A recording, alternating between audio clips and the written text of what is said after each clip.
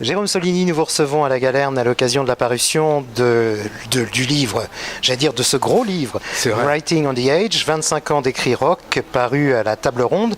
Titre d'ailleurs du livre inspiré de Living in the Age du groupe Aerosmith. Voilà. Comment s'est opéré le choix de la cinquantaine de musiciens et de groupes rassemblés dans ce livre ?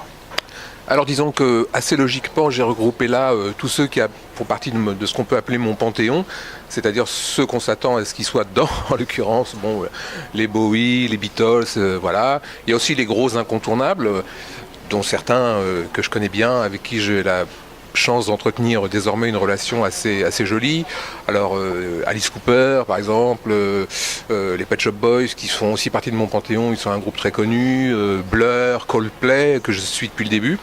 Et puis aussi j'ai aussi mis un point d'honneur à ce qu'il y ait des gens moins connus, en tous les cas pas forcément aussi connus, d'où ce choix d'avoir voulu mettre Ryuichi Sakamoto par exemple, ou un artiste comme Baby Bird que les Français connaissent à peine, ou éventuellement à cause d'une chanson dans les années 90 qui s'appelait You're Gorgeous, mais que moi je connais assez bien en tant qu'artiste et dont j'avais envie de développer. Donc je dis tout de suite, Writing on the Edge n'est absolument pas une encyclopédie du rock, mais c'est une encyclopédie du mien. C'est-à-dire que c'est un peu ce que moi je mettrais dans une encyclopédie.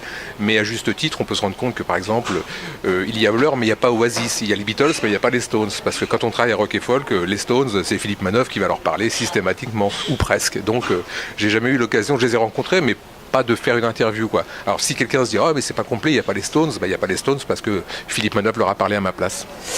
Les 3 albums offerts par votre ami Yves Guillemot lorsque vous étiez ado, c'était à Coquerilleville au Havre, ont-ils été fondamentaux ? Oui, bien sûr. Quels étaient-ils d'ailleurs ces albums ? Il y avait un disque de Bowie, un disque d'Alice Cooper, un disque de Roxy Music qui sont vraiment un peu ma trilogie à moi. Oui, ça a été très important. C'est quelqu'un qui a joué un rôle de toute façon qu'on peut qualifier de mentor pour dire quelque chose, mais ont aussi été importants des relations que j'ai pu faire par la suite, Philippe Manœuvre dont je viens de parler, et puis aussi des amis d'enfance un peu plus âgés, ne serait-ce qu'il suffit d'être âgé d'un an ou deux de plus pour pouvoir être un petit peu, avoir une influence sur des plus jeunes, quoi. Donc moi, un des 3 préfaciers du livre, qui est mon ami d'enfance, Eric Oulmar, en tout cas mon ami d'adolescence, avait 1 an et demi de plus que moi, ou 1 an de plus que moi, et ça suffisait pour que quand il me disait tu devrais écouter ça, j'écoute avec... Au début je faisais comme si je connaissais, puis en fait j'allais écouter dans son dos pour voir ce que c'était, quoi. Il y a dans le livre le texte Mon David Bowie que l'on vous a demandé en 2007 et dans lequel vous clarifiez la nature de votre relation avec lui. Et dans le chapitre Glamorama, vous écrivez, je cite, « La personnalité et la musique de Bowie m'ont perturbé, voire traumatisé ». Oui, bien sûr, parce que j'avais le bon âge, c'est-à-dire que j'avais 11 ans. C'est-à-dire que c'est l'âge où... c'est le moment d'adolescence où on commence à se poser toutes les questions, bonnes et mauvaises, et j'étais effectivement dans cette ZUP à Coquerilleville, et puis arrivé cette espèce de musicien sur la pochette de son disque, il avait une tête d'homme ou une tête de femme.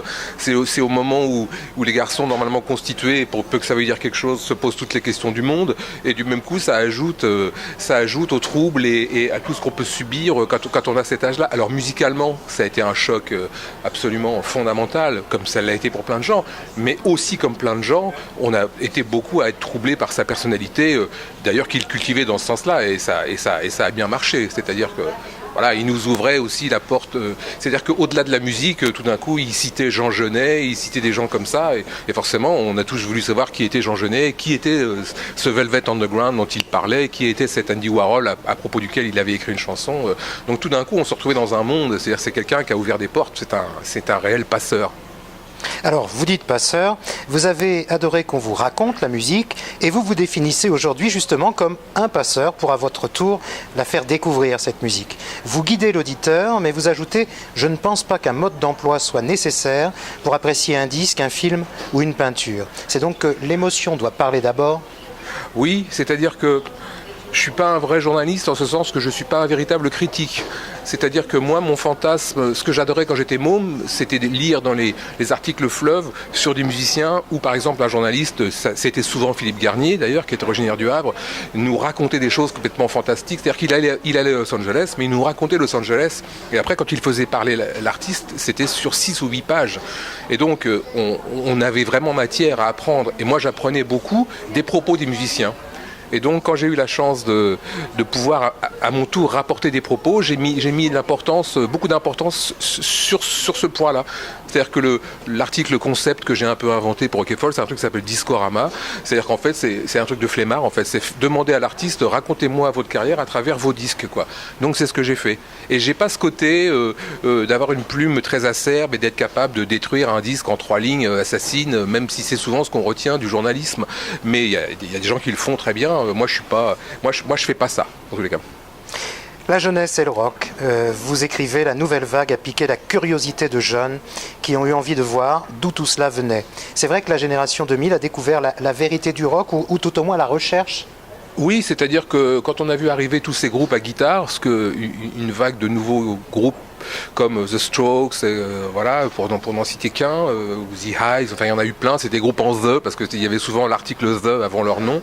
On s'est rendu compte qu'il y avait plein de jeunes pour qui, après toute une vague électro, dans laquelle j'ai d'ailleurs apprécié plein de choses personnellement, donc il y a Dépêche Mode dans le livre, il y a les Pet Shop Boys, mais c'est vrai qu'on s'est rendu compte que ce que Philippe Manœuvre appelle tout gentiment les gamins adoraient les guitares.